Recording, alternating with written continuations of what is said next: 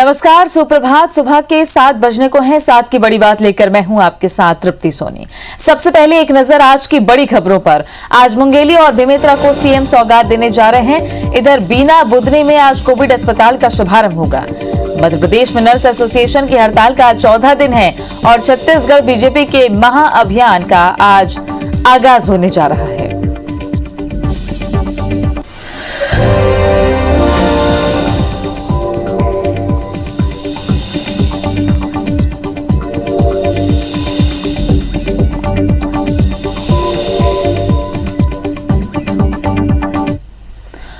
तो ये अब तक की बड़ी खबरें जिनसे शुरुआत कर रहे हैं, जहां सौगातों का दौर जारी है छत्तीसगढ़ में। सीएम भूपेश बघेल आज मुंगेली और बेमेतरा को सौगात देंगे। विकास कार्यों का लोकार्पण और शिलान्यास करेंगे। वर्चुअल कार्यक्रम में 449 करोड़ रुपए के 396 विकास कार्यों का लोकार्पण, भूमि पूजन होगा।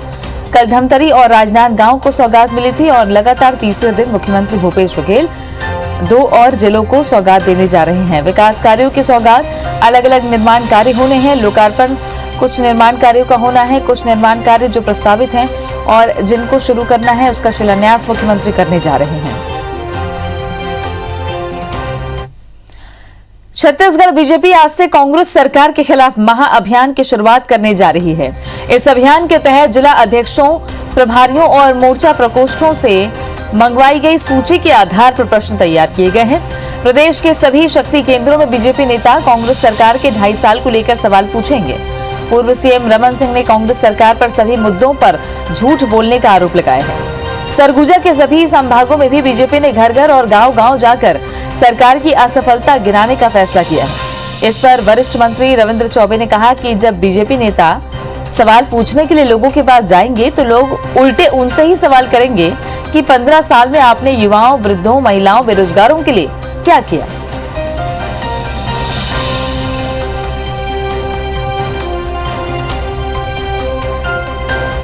बात मध्य प्रदेश की, तो सीएम शिवराज सिंह चौहान आज बीना और बुधनी का दौरा करने वाले हैं। सुबह 11 बजे भोपाल से बीना रवाना होंगे। दोपहर 12 बजे बीना पहुंचेंगे और अस्थायी कोविड अस्पताल का शुभारंभ करेंगे। बीना में 200 ऑक्सीजन युक्त 200 बेड का ऑक्सीजन युक्त कोविड अस्पताल शुरू होने जा रहा है, जिसका शुभारंभ आज दोपहर होगा। ओमान रिफाइनरी के पास 1000 बेड का कोविड केयर सेंटर बना है। 200 बिस्तरों का अस्पताल बनकर तैयार है। अस्पताल में हर बिस्तर पर ऑक्सीजन की सुविधा है। नगरीय प्रशासन मंत्री भूपेंद्र सिंह, पीडब्ल्यूडी मंत्री गोपाल भार्गव और राजस्व मंत्री गोविंद सिंह राजपूत समेत सागर सांसद राज बहादुर और जिला प्रशासन के अधिकारी मौजूद रहेंगे। बुधनी में भी 300 ऑक्सीजन युक्त कोविड अस्पताल की शुरुआत आज मुख्यमंत्री करने जा रहे हैं।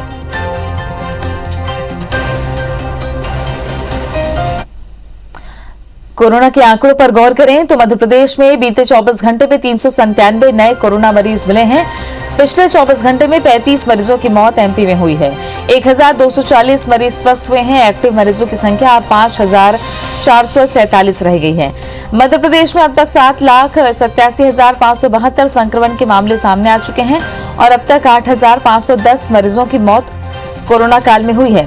7,73,615 मरीज स्वस्थ हो चुके हैं।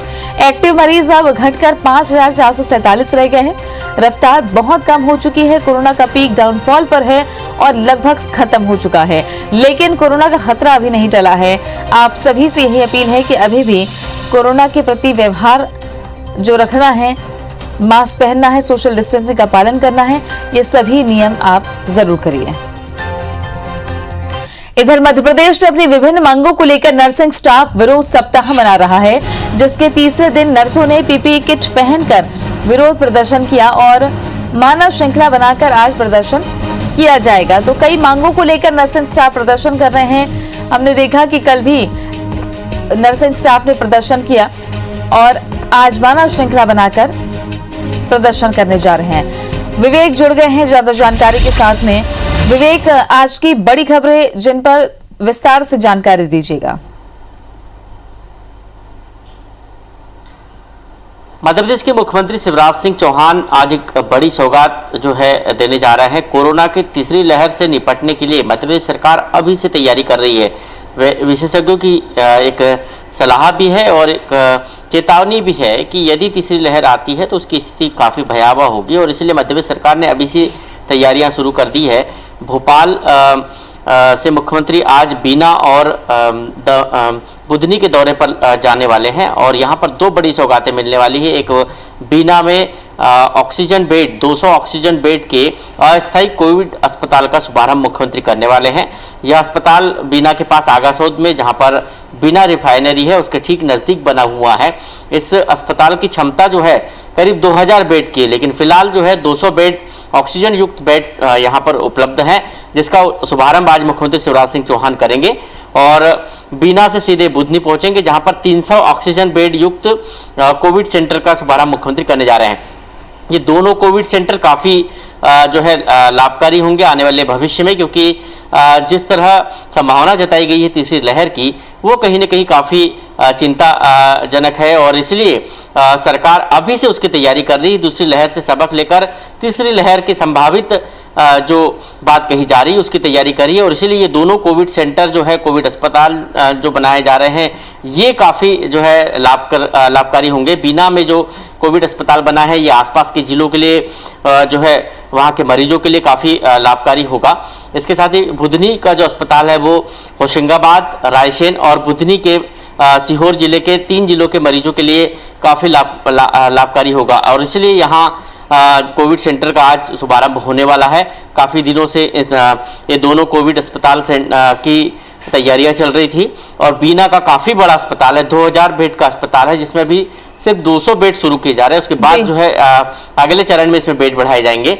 यहाँ ऑक्सीजन की सीधी सप्लाई जो है बीना रिफाइनरी से होगी, तो ये आज मुख्यमंत्री सौगात देने वाले हैं।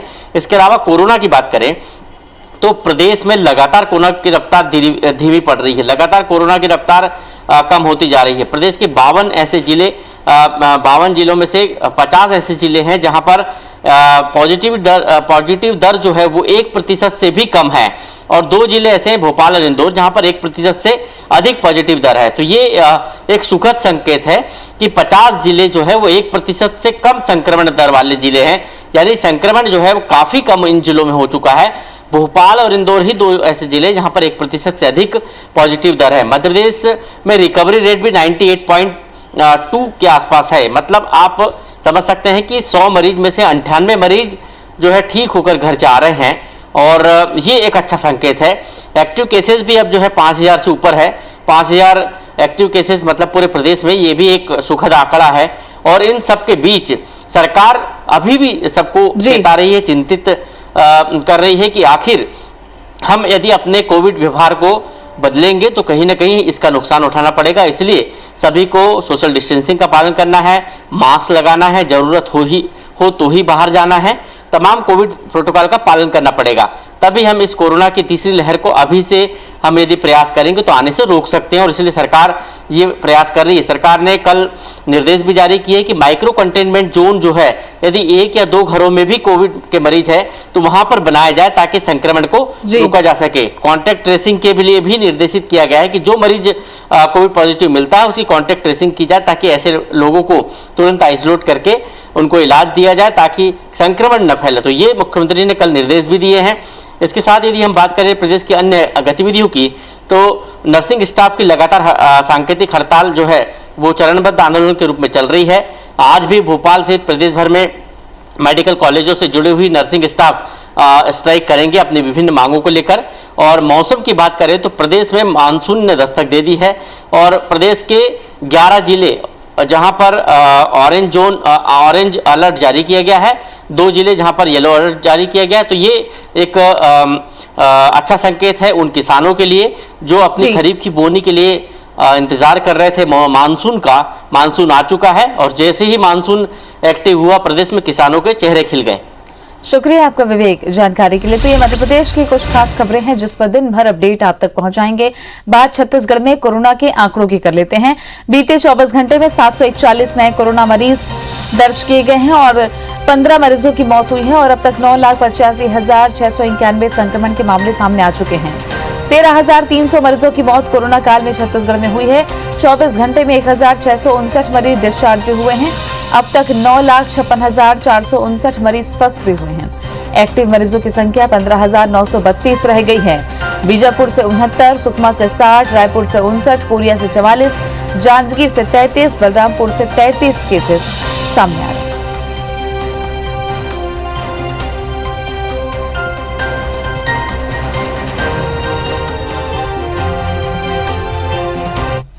कोरोना संक्रमण के लगातार गिरती ग्राफ को देखते हुए राज्य सरकार ने अब रायपुर समेत प्रदेश के सभी जिलों में सभी सरकारी दफ्तरों को आम जनों के लिए पूरी तरह से खोलने का फैसला किया है।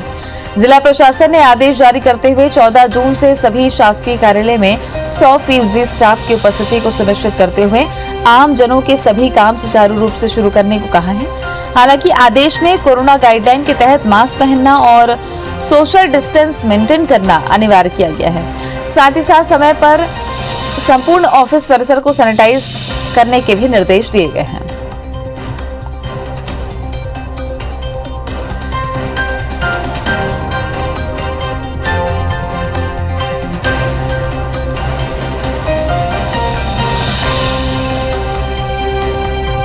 तो छत्तीसगढ़ की और कौन सी खास खबरें हैं बताएंगे हमारे सहयोगी प्रिया पांडे जुड़ गई हैं।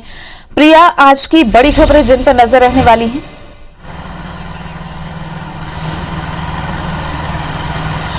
बिल्कुल, आज भारतीय जनता पार्टी के द्वारा लगातार सरकार पर निशाना साधा जा रहा है और इसी क्रम में आज डॉक्टर रमन सिंह, जो कि पूर्व मुख्यमंत्री हैं, सांसद सुनील सोनी समेत कई बड़े नेताओं के साथ प्रेस कॉन्फ्रेंस की जानी है। ये प्रेस कॉन्फ्रेंस दोपहर 12 बजे एकात्म परिसर, जो बीजेपी का कार्यालय है, वहां पर किया जाएगा। यहाँ पर जो सरकार की नीतियां हैं उन पर सवाल उठाए जाएंगे, खासकर कोरोना के दौर में किस तरीके से सरकार ने काम किया, किस तरीके की उनकी गलतियां रही, इन तमाम मुद्दों पर बात की जाएगी। इसके अलावा वैक्सीनेशन को लेकर भी जो स्थिति बनी हुई है, बीच बीच में हम देख रहे हैं कि लगातार 18+ जो लोग हैं उनकी वैक्सीनेशन प्रभावित हो जा रही है और भी कई अलग अलग बातें जो हैं वो सामने आ रही हैं वैक्सीनेशन को लेकर। तो इन तमाम मसलों को भी लेकर आज बीजेपी सत्ता पक्ष से सवाल करेगी और इसके लिए उन्होंने पत्रकार वार्ता आयोजित किया है। इसके अलावा महासमुंद के बेमिचा में हुए जो सामूहिक आत्महत्या कांड है उसको लेकर भारतीय जनता पार्टी ने जांच कमेटी जो है वो गठित की है। ये जांच कमेटी आज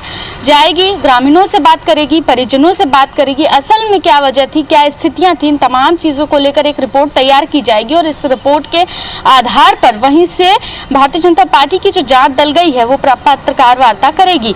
साथ ही लगातार प्रदेश भर में संक्रमण के जो मामले हैं वो कम हो रहे हैं और ये राहत की बात है। लगातार प्रदेश में पॉजिटिविटी रेट घट रहा है, रिकवरी रेट बढ़ रहा है और हमने देखा कि लगातार ये आंकड़े सिमट रहे हैं। बीते 24 घंटे में 700 के आसपास नए संक्रमण के मामले आए हैं। वहीं डिस्चार्ज होने वालों की संख्या दोगुनी है, मरने वालों के आंकड़ों में भी कमी देखने को मिल रही है। तो ये राहत की बात है। इस वक्त ज़रूरी है कि इस तरीके की ही जानकारियाँ आती रहें। साथ ही वैक्सीनेशन की प्रक्रिया फिर से एक बार शुरू हो गई है। हमने कल दिन भर देखा अलग अलग वैक्सीनेशन सेंटर से कि लोग वैक्सीन लगवाने पहुँच रहे हैं और ये ज़रूरी भी है इस वक्त, क्योंकि इस वक्त वैक्सीनेशन ही बचाव है। लगातार राज्य सरकार हो या केंद्र सरकार लोगों से यही अपील कर रहा है कि वो अपने घरों से बाहर निकले और जब उनका नंबर आए तो वैक्सीन जरूर लगवाएं। साथ ही आज मुख्यमंत्री भूपेश बघेल भी कई विकास कार्यों का शिलान्यास और लोकार्पण करने वाले हैं और ये सभी कार्यक्रम वर्चुअली रखे जाएंगे क्योंकि संक्रमण का दौर है। ऐसे में जितने भी कार्यक्रम मुख्यमंत्री भूपेश बघेल इन दिनों कर रहे हैं वो सारे कार्यक्रम वर्चुअली ही किए जा रहे हैं। तो ये कार्यक्रम भी आज का भी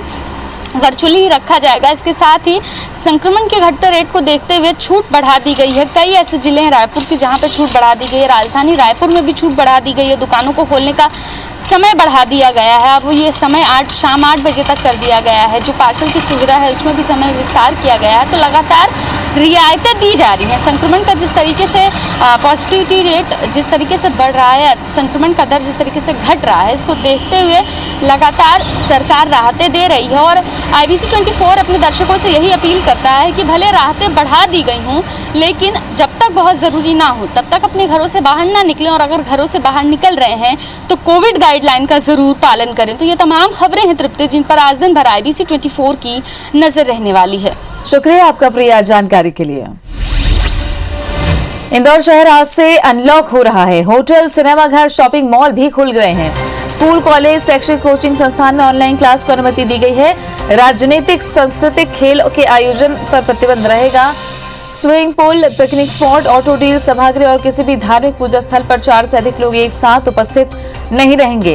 कल हुई क्राइसिस मैनेजमेंट की बैठक में ये फैसला हुआ है। इंदौर शहर जो मध्य प्रदेश की आर्थिक राजधानी है वो अनलॉक हो रही है। आज से इंदौर पूरी तरीके से अनलॉक हो जाएगा। स्कूल, कॉलेज, शैक्षणिक कोचिंग संस्थान में ऑनलाइन क्लासेस की अनुमति दी गई है।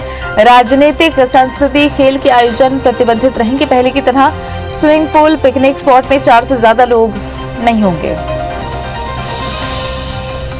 और हम खोल रहे हैं जिन पर प्रतिबंध है आयोजन, मेले आदि जिसमें जन समूह एकत्रित होता हो, shopping mall, swimming pool, theatre, picnic spot, auto deal, सभागृह, सभी धार्मिक पूजा स्थल पर 4 से अधिक व्यक्ति उपस्थित नहीं रह पाएंगे। कोरोना की दूसरी लहर में लगातार बढ़ते तेल की कीमतों ने आम लोगों को रुला दिया है। देश के कई शहरों में जहां पेट्रोल के दाम सेंचुरी मार चुके हैं, तो छत्तीसगढ़ में भी कीमतें सेंचुरी की ओर बढ़ रही है। बढ़ती महंगाई के मुद्दे को लेकर कांग्रेस ने केंद्र सरकार के खिलाफ देशव्यापी धरना प्रदर्शन किया।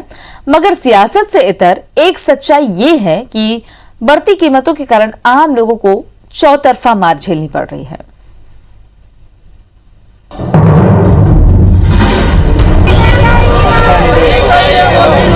पेट्रोल डीजल की कीमतों में आग लगने से आम लोगों का गुस्सा भड़क उठा है और इस आग को और हवा दी कांग्रेस के देशव्यापी प्रदर्शन ने। हर शहर में कांग्रेसी सड़क पर उतरे और केंद्र सरकार के खिलाफ जमकर हल्ला बोला। नदियों में लाशें बह रही हैं, लोगों की नौकरियां जा रही हैं। ऐसे समय में बजाय लोगों की मदद करने के लिए, महंगाई को बढ़ाने के लिए आज पेट्रोल डीजल के दाम आसमान छू रहे हैं। इस सरकार की नींद खुलने का नाम नहीं ले रही है। इधर छत्तीसगढ़ में भी राजधानी रायपुर, बिलासपुर, दुर्ग, भिलाई, अंबिकापुर, कोरबा, जगदलपुर, राजनांदगांव और रायगढ़ समेत सभी जिला मुख्यालयों पर कांग्रेस के नेताओं और कार्यकर्ताओं ने पेट्रोल पंप के सामने बैठकर केंद्र सरकार को जमकर कोसा। राजधानी रायपुर के शास्त्री चौक स्थित पेट्रोल पंप के सामने प्रदेश कांग्रेस अध्यक्ष मोहन मरकाम खुद धरने पर बैठे। उनके साथ सांसद छाया वर्मा, विधायक कुलदीप जुनेजा, महापौर एजाज ढेबर और कई बड़े कांग्रेस नेताओं ने प्रदर्शन किया। इधर कांग्रेस के प्रदर्शन को फ्लॉप शो बताते हुए भाजपा ने कहा कि कांग्रेस शून्य पर आकर अटक गई है। भाजपा और महंगाई में चोली दामन का साथ है। जब जब भाजपा आती है तो महंगाई बढ़ती नहीं, बढ़ाई जाती है। मोदी जी की सरकार देश के आम नागरिक, आम जनता के जेब में डाका डाल रही है, आम जनता को लूट रही है, आम जनता के थाली से निवाला छीन रही है।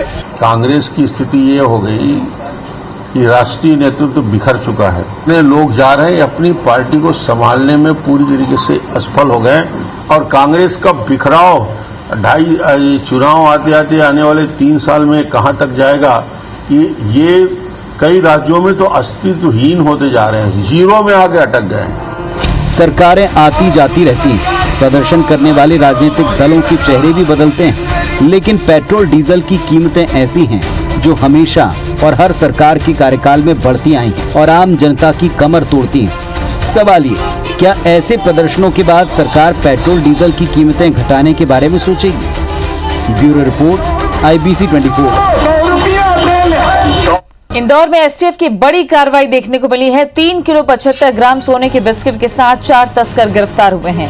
1 करोड़ रुपए कैश भी जब्त किए गए। एरोड्रम क्षेत्र के महावीर कृपा एवेन्यू पर छापा मारा गया, जहां 3 व्यापारी समेत 1 दलाल गिरफ्तार हुए हैं। रवि जुड़ गए हैं ज्यादा जानकारी के साथ में। रवि, कैसे एसटीएफ ने पर्दाफाश किया और कैसे छापा मारा, क्या क्या खुलासे हुए हैं? जी बिल्कुल, देखिए लगातार जो एसटीएफ की टीम है उसको सूचना मिली थी। उसके बाद से एसटीएफ की टीम जो है एरोड्रम क्षेत्र के जो व्यापारी है रवि जैन, अरविंद नीमा, दिनेश जैन और योगेंद्र जैन, इन पर नजर बनाया हुई थी और लगातार इन पर नजर बनाने का ही फायदा जो है एसटीएफ को मिला है कि उनके जो एरोड्रम स्थित घर है महावीर कृपा एवेन्यू, वहां पर छापामार कार्रवाई की तो मौके से पुलिस को 3 किलो 75 ग्राम बुलियन गोल्ड सोने के बिस्किट और 1 करोड़ रुपए नकदी जब्त हुए हैं। फिलहाल एसटीएफ को ये अंदेशा है कि ये विदेश से सोना लाकर यहाँ पर इसकी स्मगलिंग करते थे और इसे यहाँ पर बेचते थे। तो इसमें 4 कुल स्मगलर है जिन्हें एसटीएफ पुलिस ने गिरफ्तार किया है और इस अंदेशे के चलते फिलहाल जीएसटी की टीम और आयकर विभाग की टीम को भी एसटीएफ ने सूचना दे दी है। तो यह एक बड़ी कार्रवाई मानी जा सकती है क्योंकि करोड़ों रुपए का तो सिर्फ सोना ही मान सकते हैं, और 1 करोड़ रुपए नकदी घर से बरामद हुआ है। अब इससे यह प्रयास किए जा रहा है कि इनके लिंक जो है वो अन्य राज्यों से भी जुड़े हो सकते हैं, जिस पर पुलिस, एसटीएफ पुलिस की जो टीम है वो फिलहाल इस पूरे अन्य कनेक्शन को खंगालने की कोशिश कर रही है, और ये भी प्रयास कर रही है कि पिछले दिनों लॉकडाउन के ड्यूरेशन में भी क्या इन्होंने इस प्रकार की स्मगलिंग की है, उन सब बारों में पूछताछ की जा रही है। शुक्रिया आपका रवि जानकारी के लिए। शिक्षक पति की मृत्यु के 1 महीने के भीतर अनुकंपा नौकरी मिलने पर भावुक हुई महिला को देखकर सीएम भूपेश बघेल की भी आंखें नम हो गई। पति की मृत्यु के बाद मधु बेलचंद को शासकीय उच्चतर माध्यमिक शाला रावा में सहायक ग्रेड 3 के पद पर नौकरी मिली है। महिला मुख्यमंत्री के प्रति आभार व्यक्त करते समय भावुक होकर रो पड़ी। 5 मई को शिक्षक सतीश कुमार बेलचंद की कोरोना से मृत्यु हो गई थी। उन्होंने बताया कि जिला शिक्षा अधिकारी कार्यालय में उन्होंने आवेदन दिया और उस पर तुरंत और संवेदनशीलता से कार्रवाई की गई। शिक्षा विभाग में उन्हें 3 जून को अनुकंपा नियुक्ति मिली। इस अनुकंपा नियुक्ति को वे अपने परिवार के जीविकापार्जन का बहुत बड़ा सहारा मानती हैं, क्योंकि पति की मृत्यु के बाद परिवार में उनकी बुजुर्ग सास, 2 बच्चे हैं, जिनका जिम्मा अब मधु के कंधे पर है। मेरे 2 बच्चे, एक सासू माँ है, उसी को मैं साथ में रखूंगी सर। मेरे परिवार के सभी लोग बच्चे हैं जो उनसे बहुत मदद की है सर। साथ की बड़ी बात में आज के लिए बस इतना ही। आगे देखिए छत्तीसगढ़ी भाषा में खबरों का बुलेटिन। हमर बानी हमर गुड़ राहुल के साथ।